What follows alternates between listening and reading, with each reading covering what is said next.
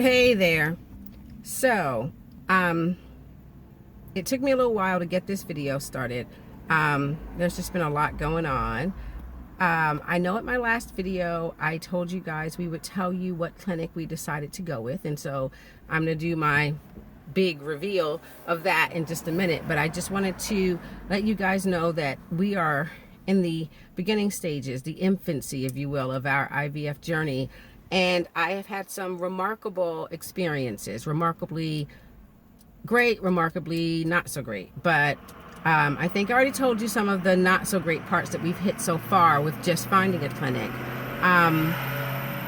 Loud truck.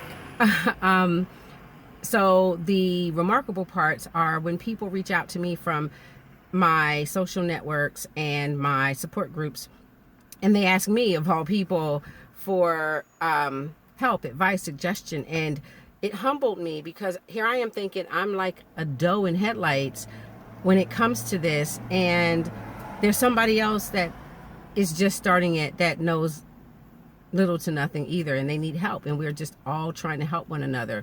So I had to take myself out of that mental space that I wasn't knowledgeable enough, and at least I'm resource driven, and I know how to Google, ask, dig around, fact find, and try to help someone else, because I had some tremendous help from other ladies getting this process started. So I try to offer resources for grants and loans and funding options and clinics that don't charge a shit ton of money for this process. And by the way, the American medical systems make IVF and reproductive endocrinology help for us prohibitively expensive. And just so you know, a little peek, we're leaving the country to pursue our IVF, because by far and large, the clinics we've been looking into out of the country definitively have equal success rates, if not better, than the US. They definitively have more supportive staff, and they're a little more appreciative, and their prescriptions are not as prohibitive. Now, there are some caveats when it comes to travel, airfare, and accommodations and sorts. So you have to kind of do your own budget there for it. But for us, it comes out to be a hell of a lot cheaper to leave the country than to stay right here in our own state. And that's offensive. I mean, my already shuddering ovaries are shivering and dry up at the thought of how expensive they make this fucking process. It's not necessary. So that being said, we decided to leave the country. And I've spoken with other ladies who have made the same decision, and pretty much for the same reasons. America has marginally equal success rates for various IVF treatments. And dollars for donuts, you just have to look at your own wants and desires and expectations and budget and decide that for yourself. But there have been some really great women who I've networked with, and I've been very humbled by their questions and their faith in the information I try to give them. And it made me remember that we're all, as women on this journey, going through the same processes for the same reason at our own pace. And we have to learn to be more gentle and more kind to ourselves, as well as one another, when this process starts, because there's no right way to do it. There's no wrong way to do it. There's no guarantees in this. We all know this. There are no guarantees in this.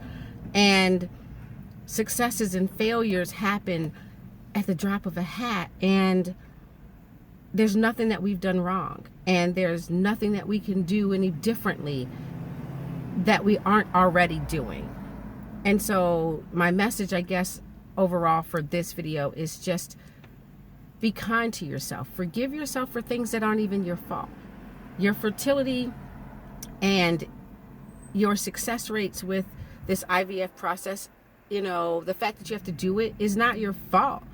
It's just a thing. And if you just kind of wrap your head around the fact that this is just part of the process, that this is something you've got to work through, good, bad, or indifferent, success or failure, and that you are okay with being kind to yourself. I think, for me anyway, it makes my journey a little bit more manageable.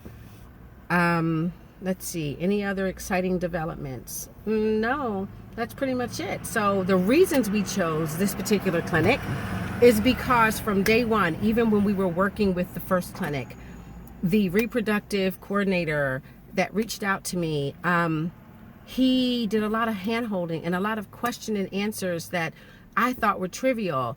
And he didn't make me feel inadequate for asking them or stupid for asking them. He was genuine and he was compassionate, and he followed through with his emails, and he sent information, even if it was absurd to me or might have sounded absurd to someone else. He took that with the most care and compassion, and he treated me with the most dignity. And so I can't be more grateful. So even when I was working with another clinic and getting my labs done with another clinic, he was like, it's okay. Kind of got loud because I'm in truck country. So we got big old trucks out here and they get loud. And I'm in a parking lot right now. So he was amazing. And he just helped me work through the first phase of my process as it related to where I was going to spend my reproductive dollars.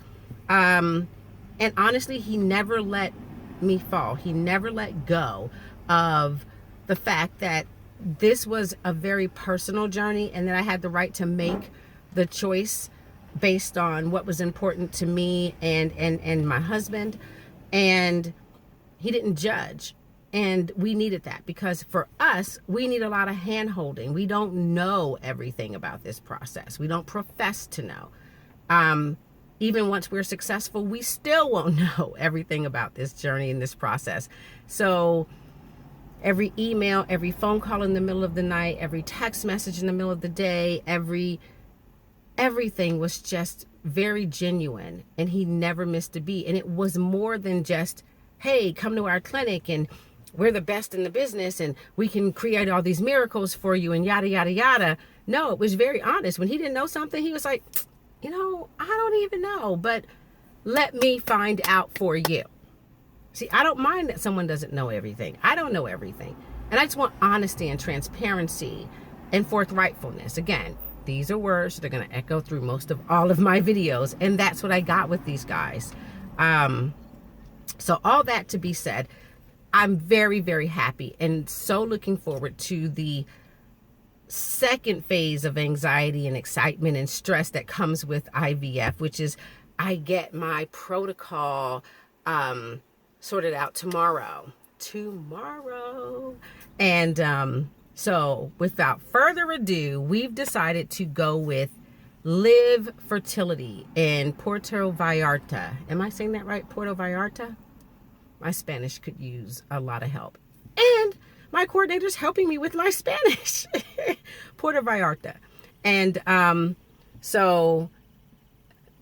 we've decided to go with them. And yeah, I'm pretty excited about that. So I'm looking forward to the trip there. I'm looking forward to our treatment there. And I just want to thank Sergio, who is my coordinator, and the doctors and the transfer team. I want to thank them from the depths of my heart for providing services for women like myself that come from every dynamic and every walk of life, and treating us with the utmost respect and regard and being accessible. So that's it. We're going to LIV, and the website is LIV, L-I-V, PuertoVallarta.com. So check them out. And I will be back maybe in a couple of days and let you know what my protocol is and what that process is like for us. But in the meantime, be good to yourselves. Be kind to yourselves. Love you. Love me. Bye.